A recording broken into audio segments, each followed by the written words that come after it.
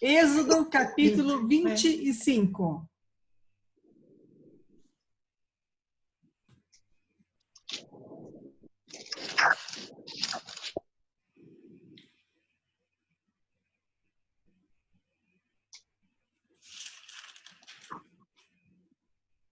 Você quer uma coisa boa? Êxodo, capítulo 25.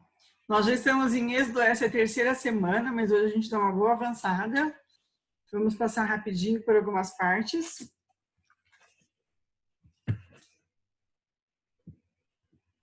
E a gente viu aqui, a gente começou o capítulo 25, nós falamos sobre ofertas. E uma coisa que eu mencionei semana passada, mas quero só recapitular rapidinho com vocês, é que as ofertas têm destino.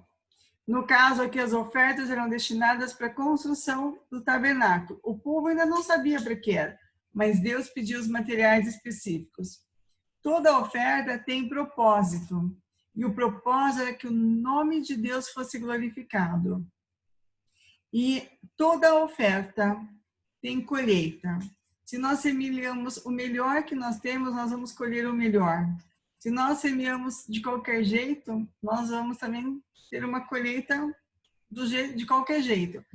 Mas a Bíblia fala para a gente semear com alegria. E esse povo semeou com alegria, a ponto de Moisés chegar um momento e falar: parem, não tragam mais oferta, porque nós temos mais do que nós precisamos. E a gente vê que nos 40 anos no deserto, Deus supriu todas as necessidades desse povo. As roupas não envelheceram, os calçados não deram problema.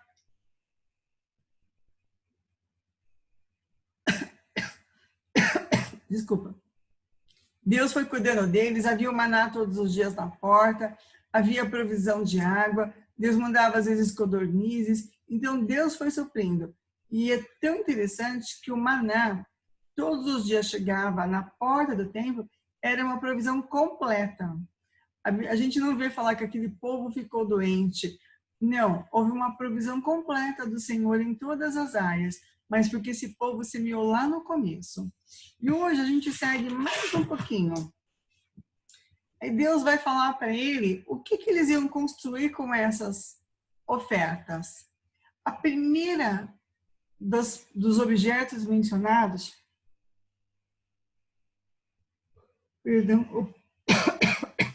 o primeiro dos objetos mencionados é a Arca da Aliança.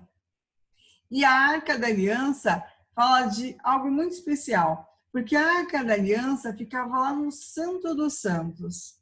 E dentro da Arca da Aliança havia 3 objetos. Vocês lembram quais eram?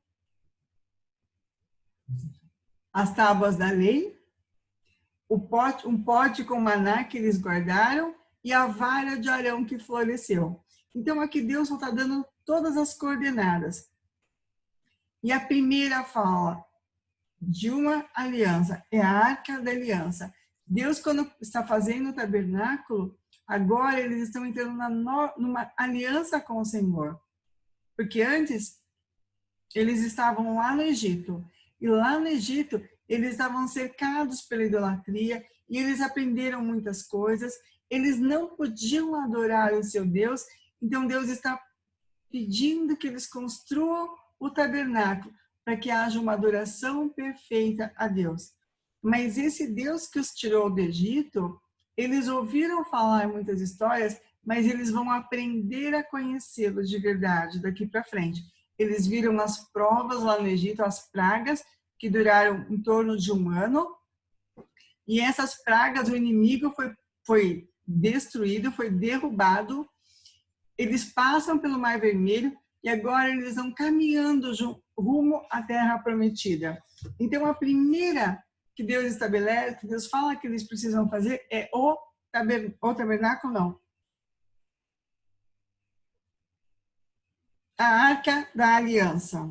Então, Deus fala da Arca, e a Arca ficava lá no Santo dos Santos, onde o sumo sacerdote entrava só uma vez por ano. Havia o propiciatório. O propiciatório fala muito de Jesus para nós. Era o lugar onde Moisés se encontraria com Deus. Depois a gente encontra a mesa dos pães da proposição. Essa mesa tem uma medida muito interessante. Ela tem 88 de comprimento, por 44 de largura, por 66 de altura. Ela é toda múltipla de 11, ou múltiplo de 22. Eu não sei o que Deus quer mostrar para nós com isso, mas ela tem toda uma medida que fala para a gente algo. Nessa mesa dos pães da proposição, haveria duas colunas de pães, 6 pães de um lado, 6 pães do outro. Cada pão representava uma tribo de Israel. Então, é uma simbologia de que sempre haveria provisão. Jeová Jireh, o Deus da provisão, estaria provendo para os seus filhos. Mas pão da proposição também aponta lá para João, quando Jesus fala, eu sou o pão da vida. Então, quando a gente vai estudando o tabernáculo, todo o tabernáculo vai apontar para Jesus, tá bom? Então, nunca faltou provisão para esse povo. Se Jesus for o centro das nossas vidas, jamais haverá provisão, seja provisão financeira, seja emocional, seja espiritual, seja o que for, não vai faltar. Podemos passar por tempos sem luxo, ou todo o tempo sem luxo, mas jamais vai faltar o necessário, porque a Bíblia fala, já fui moço e agora sou velho, mas nunca vi o justo mendigar. Então, falar de uma fé no Senhor, o pão não vai faltar, amém? O pão da vida, que é Jesus, mas também o pão alimento. O Senhor vai prover para nós. Depois a gente segue, lá no versículo 31, fala do candelabro. Só um minutinho.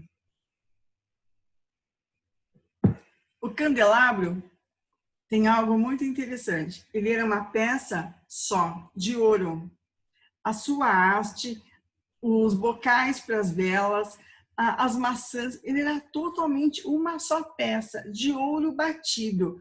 Foi um trabalho extremamente delicado, assim como as outras peças, porque tanto a arca como o propiciatório, elas eram todas forradas de ouro. E eu sempre gosto de lembrar, eles estavam no deserto. Como que eles tiveram materiais para trabalhar tudo isso lá no deserto?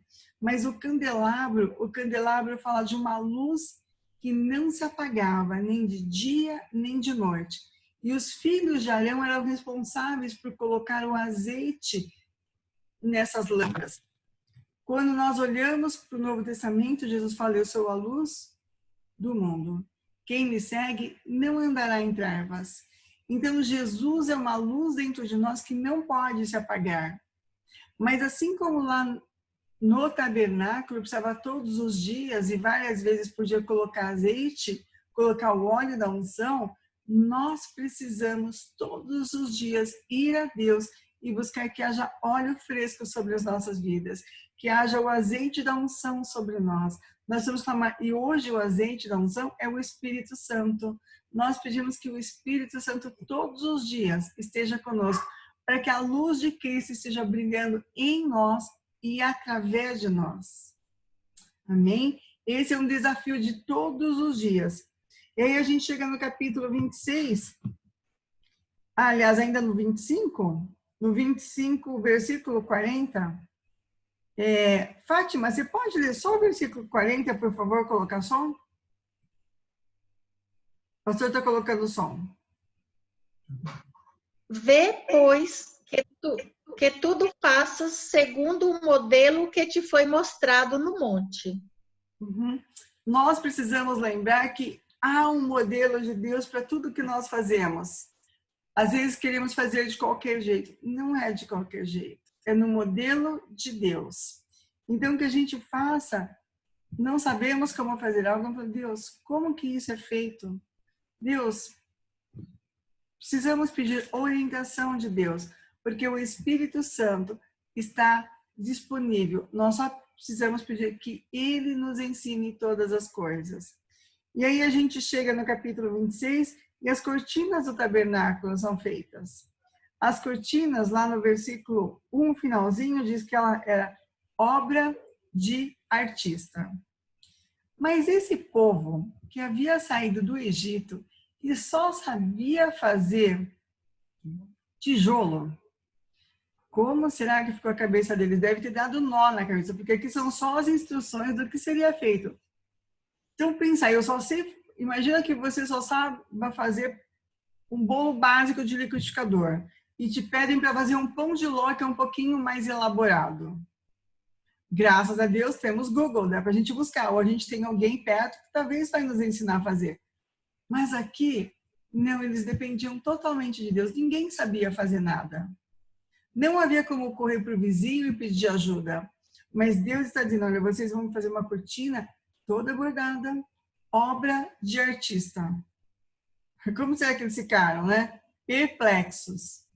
Mas eles aceitaram o desafio de fazer uma obra de artista.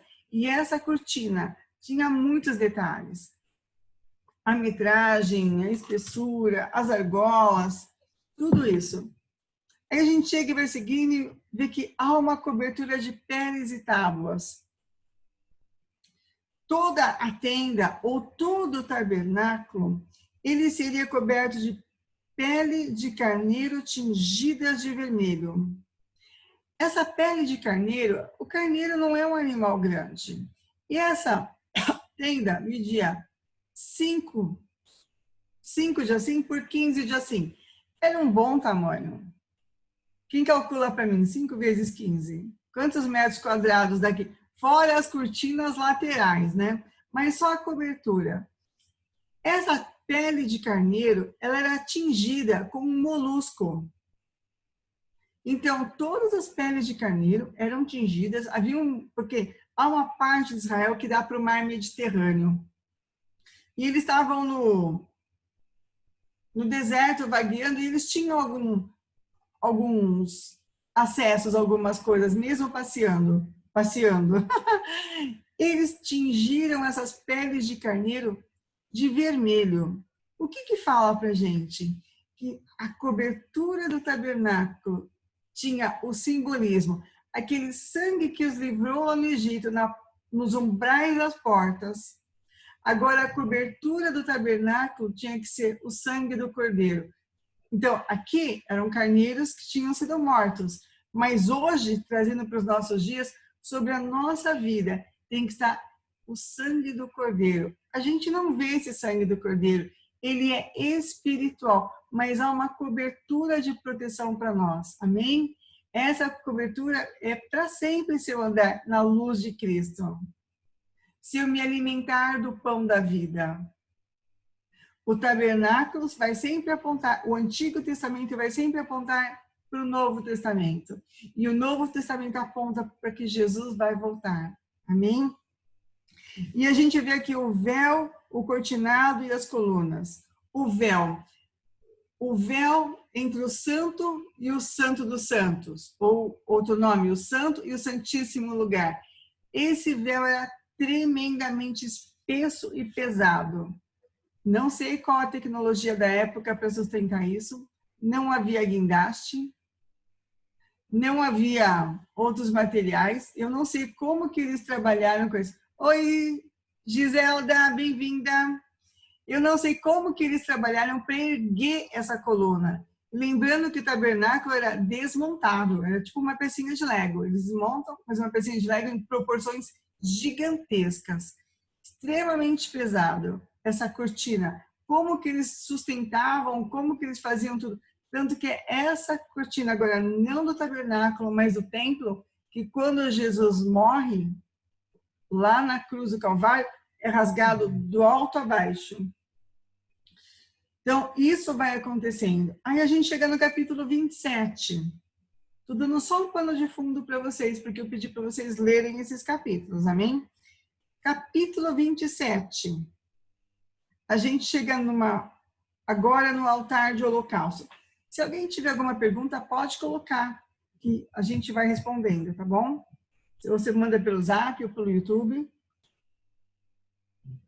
Manda para o pastor, ele falou, manda no Zap dele. No capítulo 27, a gente vê do altar de holocausto. E aqui, o altar de holocausto, a gente vai vendo uma simbologia muito tremenda entre todos os elementos do tabernáculo e o plano perfeito de Deus. Porque o plano de Deus é perfeito para a humanidade, hoje e em todos os tempos. Deus não foi pego de calça curta com corona. Deus já sabia. Deus nunca é pego de surpresa. Deus conhece o final da história. Porque o livro de Apocalipse não só foi escrito, como João já viu. E a vitória do Cordeiro de Deus, amém? O Cordeiro de Deus que tira o pecado do mundo.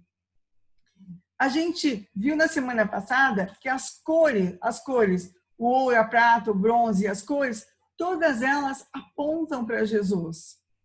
E o altar de sacrifício aqui, que é o altar de holocausto, ele indica a parte do sacrifício do próprio Deus. Deus aqui se sacrifica na pessoa do seu filho. Não nesse holocausto do tabernáculo, mas esse altar do holocausto está mostrando lá na frente que um dia o Filho de Deus morreria uma vez por todas. E uma vez só, suficiente para toda a humanidade. Aqui, não, era o cordeiro que era totalmente feito todas as vezes. Esse altar de sacrifício era para aquele tempo, só para aquele tempo. Se hoje nós voltarmos a sacrificar algum animal para Deus, é abominação. Porque o sacrifício de Cristo é suficiente. Ele é o Cordeiro de Deus que tira o pecado do mundo de uma vez por todas. Então, eu jamais posso concordar com um novo sacrifício. Tá? As ofertas eram feitas todos os dias nesse altar de holocausto, todos os dias. Eram cultos todos os dias. E esses cultos todos os dias, porque o povo precisava aprender a se relacionar com Deus. O povo precisava aprender a conhecer o seu Deus. Viveram 430 anos no Egito. Eles ouviram algumas histórias, mas a grande parte das histórias e o culto a Deus foi perdido. Tanto que Moisés falava, nós precisamos sair para adorar o nosso Deus. E esse sacrifício fazia parte da adoração, porque eles precisavam que um bichinho morresse pelos pecados das pessoas, para que as pessoas pudessem entrar para adorar a Deus. Se nós nos manchamos com o pecado, nós precisamos, de novo, voltar para Jesus e pedir, Jesus, me perdoa. E não só isso por grandes pecados. Todos nós precisamos, aliás, não existe grande nem pequeno, mas nós todos precisamos ter uma atitude de Deus, me perdoa. Nenhum de nós é infalível. Nenhum de nós é 100% certo. Nós precisamos constantemente falar, Deus, me sonda, tem algo que eu tenho feito que te desagrada? Espírito de Deus, estou te entristecendo, porque se o Espírito Santo ficar triste conosco, ele se afasta. E nós vamos pedir que nós sejamos sondados sempre, todos os dias. Porque o Senhor nos sonda e nos conhece. Então, esse altar de holocausto falava que o povo não podia chegar diante de Deus de qualquer forma. Eu posso pedir perdão. Depois que eu pedir perdão, eu vou me aproximar dele. E o alvo daqui era a comunhão com o próprio Deus. Porque Deus quer que a gente tenha comunhão. Os judeus não fazem esse sacrifício. Por quê? Porque eles não têm templo. O templo deles foi destruído. Eles têm tudo pronto para reconstruir o templo. Quando eles reconstruírem o templo, eles voltarão a sacrificar. Porque, sabe aquela, em Jerusalém, aquela mesquita, catedral que em cima é dourado, mesquita de Al-Aqsa, ali é o lugar onde eles querem construir o templo. Provavelmente vai acontecer algo que a gente não sabe, mas aquilo virá abaixo e um novo templo vai ser reerguido ali. E aí os judeus voltarão a sacrificar. Mas isso vai ser abominação ao Senhor Deus. Porque ele não aceita. Então, o judeu hoje não sacrifica. Tá bom? Porque hoje o judeu não tem um templo lá em Jerusalém. Eles têm ao redor do mundo sinagogas, onde eles estudam. Tá bom? Obrigada pela pergunta, Soraya. É isso mesmo. Essa dinâmica é boa. As perguntas ajudam. Às vezes a dúvida de um é a dúvida do outro também. Se tiver, pode encaminhar para o pastor. Ele está recebendo as perguntas no online agora, mas você pode deixar para a semana que vem também. Nós vivemos hoje uma nova aliança. Essa não era a primeira aliança, porque Deus já havia feito uma aliança com Adão. Deus fez uma aliança com Noé e deixou um marco para a gente, que é o arco nas nuvens. E nessa aliança com Noé, Deus falou, nunca mais eu vou destruir a terra com água, com chuva. Nunca mais virá o dilúvio. Então, Deus foi, ao longo da história, há muitas alianças. Mas a aliança de Jesus é a aliança superior e é a nova aliança. Tanto que quando celebramos a ceia do Senhor, no primeiro domingo do mês, geralmente, nós estamos celebrando que Jesus morreu no nosso lugar, mas ressuscitou e voltará. Então, nós celebramos aquilo que Jesus falou, fazer isto em memória de mim. Nesse domingo, ainda não é ceia, esse é o último domingo desse mês, mas depois no outro domingo já é ceia. Então nós celebraremos a ceia. E a ceia fala da nova e perfeita aliança. Amém? E aqui a gente chega no azeite para o candelabro. Capítulo 27 ainda. Versículo 20.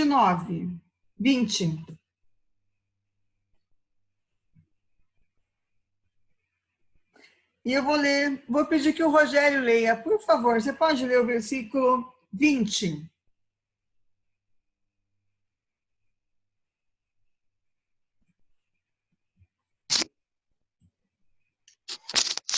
Ordene aos filhos de Israel que tragam a vocês azeite puro de oliva, batido para o candelabro, para que haja lâmpada acesa continuamente.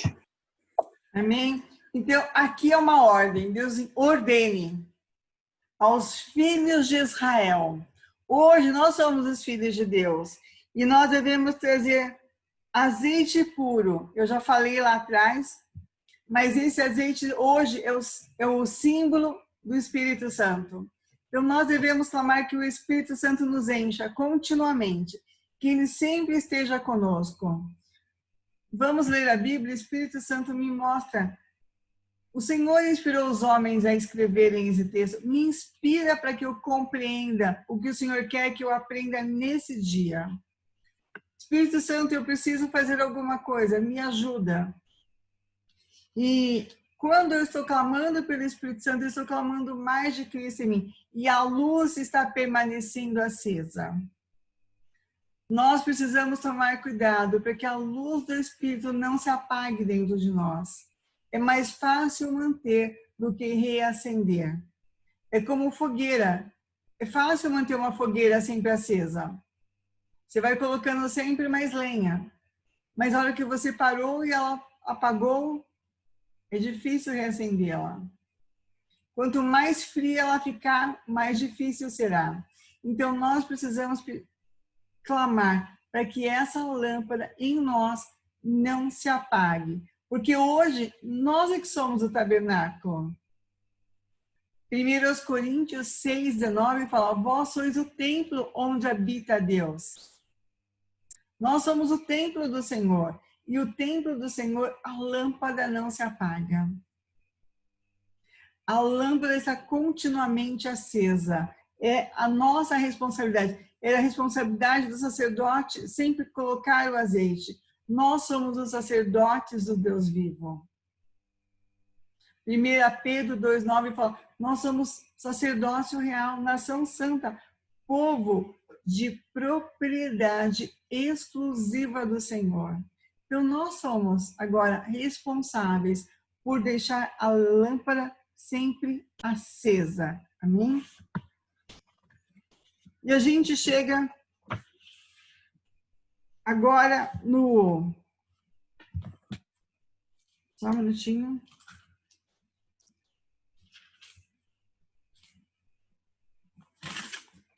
No versículo, no capítulo 28, eu não anotei o versículo, mas ele fala sobre duas coisas que a gente sempre tem ouvido falar, sobre o Urim e o Tumim. Ninguém tem uma explicação muito, como que eu posso dizer, profunda nisso, mas houve um tempo que Deus permitiu que eles jogassem sortes. E em tempos de crise, quando não havia, às vezes, um profeta por perto, eles jogavam o Urim e o Tumim para saber a vontade de Deus. E essas duas pedrinhas, provavelmente pedras, uma significava maldições e a outra significava perfeições. Mas não há uma explicação muito mais do que isso. Foi perdido isso. É como se Deus quisesse que isso não fosse registrado, para que isso não retornasse. Só que essa não era um jogo de azar, era para saber a sorte, para saber se ia para a guerra, para saber se deveria fazer algumas outras coisas, como proceder. Então eles usavam o tumim, mas não era um tumim para todo o povo. Não é que cada um tinha o seu, não. Era um só jogo, tá bom? Só que os povos vizinhos começaram a usar esse mesmo procedimento, mas para as coisas profanas. E até hoje não se sabe como funcionava, e isso vem a desaparecer. Tanto que lá no Novo Testamento, quando eles deitam a sorte, quando o primeiro apóstolo morre, perdi o nome, acho que Tiago, que eles vão ver quem seria o próximo, eles jogam sorte, mas aquela sorte não é a vontade de Deus, porque Deus já tinha tirado isso do meio do povo, tá? Do próprio povo dele. Agora, quando a gente olha para o tabernáculo, todos os dias no altar de holocausto havia sacrifícios, havia um culto e o povo ofertava. Essa questão de manter a lâmpada acesa, os pães da proposição na mesa, e eles eram trocados sempre aos sábados. Todo sábado aquele pão era trocado. A gente vê Deus fazendo com que o povo tenha um Deus, o povo seja governado pelo próprio Deus. Agora, um modelo teocrático, um modelo onde Deus governa, um Deus bondoso, porque eles estavam no Egito, e no Egito havia um faraó, que também tinha uma divindade, mas uma divindade com muitas adorações a ídolos, e uma divindade oposta a Deus. Por isso o faraó não deixava o povo sair. E um dos deuses fortes, que eles adoravam muito, né? Não um deus forte, mas um deus que eles adoravam no Egito, era o deus Sol, o deus Ra, Apis, que era um bezerro, que é o que, quando o povo demora, lá em cima eles vão fazer um bezerro, porque Apis era o deus que eles aprenderam também a adorar no Egito. O povo de Deus agora precisa ter uma nova mentalidade. E essa mentalidade é como depender de Deus. Então havia os sacerdotes que iam ensinar o povo, havia os levitas que também iam ensinar ao povo, mas também haviam as sortes. E lá na frente, depois, quando eles já estão estabelecidos, vêm os profetas. Aliás, Moisés também era profeta. Deus vai ensinando o povo como aprender de Deus, como amar a Deus de todo o coração, como servir a esse Deus, como adorar a esse Deus. Hoje a gente lê em Efésios que nós fomos criados para o louvor da glória de Deus. Então, a nossa vida deve ser um culto contínuo. Não quando eu estou na igreja, não quando eu me conecto via YouTube, não importa. A minha vida tem que ser uma vida de culto a Deus. Dentro de mim, eu tenho que ter prazer em estar com o Senhor. Eu tenho que ter prazer na sua palavra. Eu tenho que ter prazer nesse Deus que é Pai, que cuida de nós. Como a primeira música que cantamos, Jeová Jireh, Jeová Shammah, Ele é nossa justiça e tudo mais. Ele está conosco. O prazer de Deus foi estar com o seu povo desde o começo. Todas as final de tarde, ele descia para bater papo com Adão.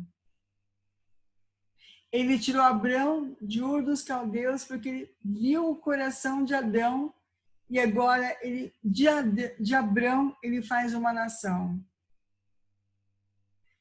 Ele pega Moisés, que foi criado na corte egípcia, para liderar o seu povo que era prisioneiro. E ele chama você e a mim para a gente estar em contato com ele. A gente estudando o tabernáculo, a gente vê de um Deus que quer, em todos os aspectos da nossa vida, estar presente. Ele deseja que eu esteja dirigindo e falando, Deus, me ajuda. Que eu esteja cozinhando, cuidando de um bebê, trabalhando no escritório, trabalhando como Uber, como a Giselda, não importa, adorando esse Deus, que essa luz não se apague, que haja sempre provisão do Senhor nas nossas casas, porque nós vamos viver na adoração a Ele. O tabernáculo está falando para a gente de um Deus presente.